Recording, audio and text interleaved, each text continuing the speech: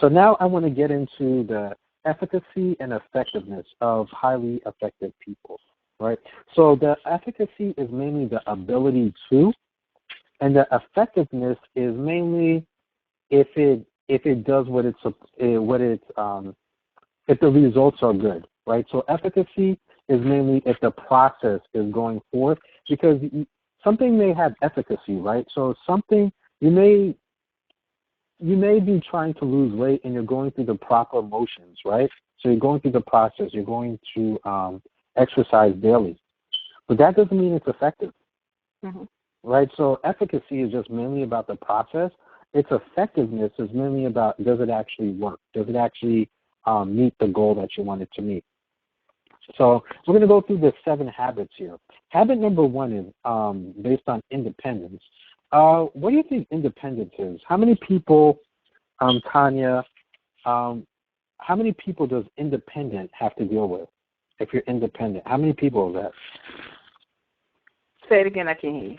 Yeah, so as far as independence, right, how many people are connected to that? If somebody says they're independent.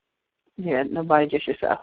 Yes, so that's one person, right? So the habit 1, when you're just thinking about yourself being independent, the book states that you have to be proactive. That's the first habit. So he states that, again, over 15 million books sold, that you need to take initiative, and you must come up with the realization. Right? So I think a lot of people in general, they don't have the realization that what they're doing is wrong. Right? And also they don't want to take initiative. They want to have, say, they want to put blame on others. Right? They never want to self-actualize and say to themselves, you know what, maybe I'm the one that has to change. And with that, they hardly want to take responsibility. And they hardly want to take responsibility for their actions and have consequences for their actions.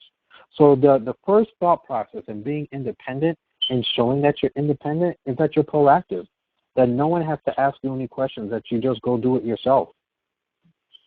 Okay? And the biblical viewpoint of that is we have in Proverbs chapter 12, verse 24, and it states, the hand of the diligent will rule, while the slothful will be put to forced labor. Right? So as it says here, that the diligent are the people who are going to possibly get results. Right? And if you're slothful, which means that kind of like you're lazy, if you're lazy, you may be doing more work in the long run because you haven't done your work before. It's kind of like taking an exam, right? Where we're kind of lazy with studying, and because we're lazy with studying, that we're going to have to do a lot of studying at the end.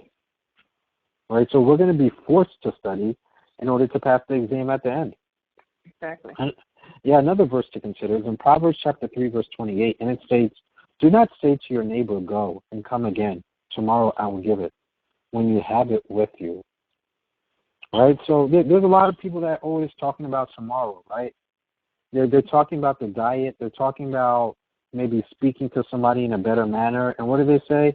Don't worry, we got it tomorrow. It's always tomorrow. Why not right now? Right? So when people are very serious with things, they usually want to get to it right away. I've often hear people when they talk about working out, oh, you know what? Let me start it on Monday. Right? It may be a Tuesday, and they're like, no, I need to start it on a Monday and start it in the beginning of the week. Like, why do we need to wait for the beginning of the week? I never understood that. Right? But right, if you're going to do something serious, then it's going to be serious right then and there. Right? So it's kind of like a woman being domestically abused and their husband saying, you know what, I'm going to start treating you better maybe tomorrow or maybe next week, but not today. Right? So whatever it is, we have to be proactive in order to illustrate our love, in order to be as effective as possible. Right? And it says in Psalm chapter 119, verse 60, I hasten and do not delay to keep your commandments. So part of his commandments is being as effective as possible. So we shouldn't delay any of his commandments.